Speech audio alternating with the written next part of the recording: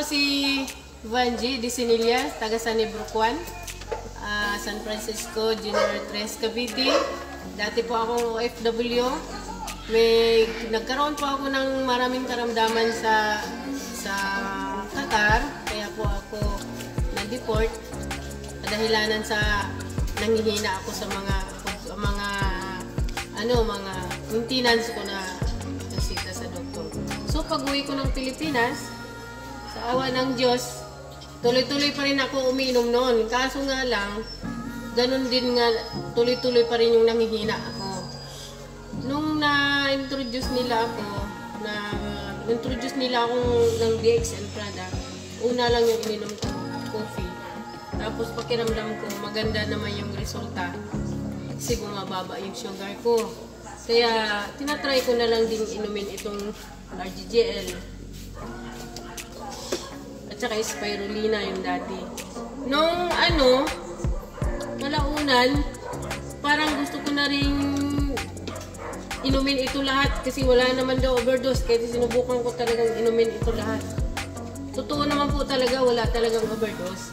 Kasi pahabang iniinom ko to, nagdi-detox ako.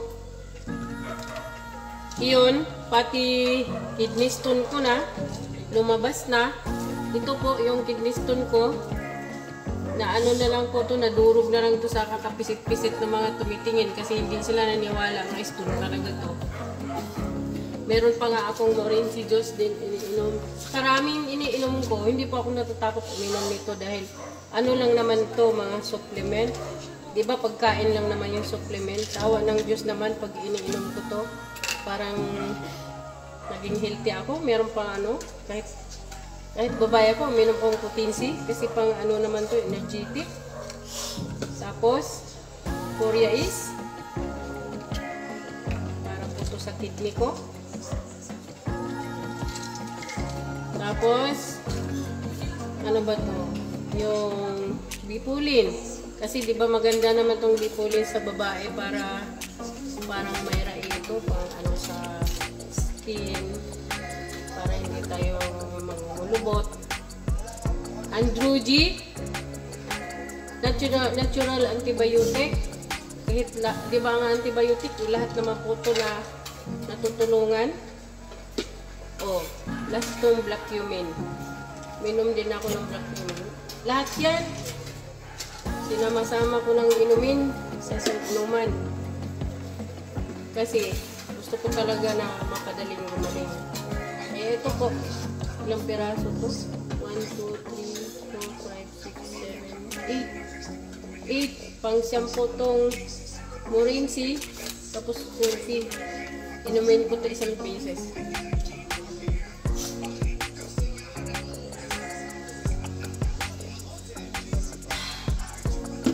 Po, araw-araw ko po ito iniinom. Bilis nga ang detox ko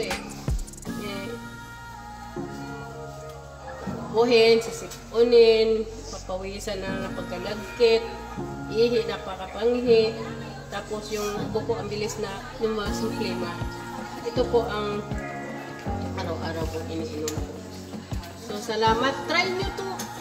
Maganda kasi isang beses lang mag-detox, hindi na pa balik-balik yung detox. Kasi pag sabay-sabayin mo pala, makaramdam ka nga ng hindi maganda sa katawan mo, siyempre nag-detox Detox mo na yung klima, detox mo na yung kidney, detox na lahat. So, So, okay. Salamat po. Ito lang may share ko sa inyo.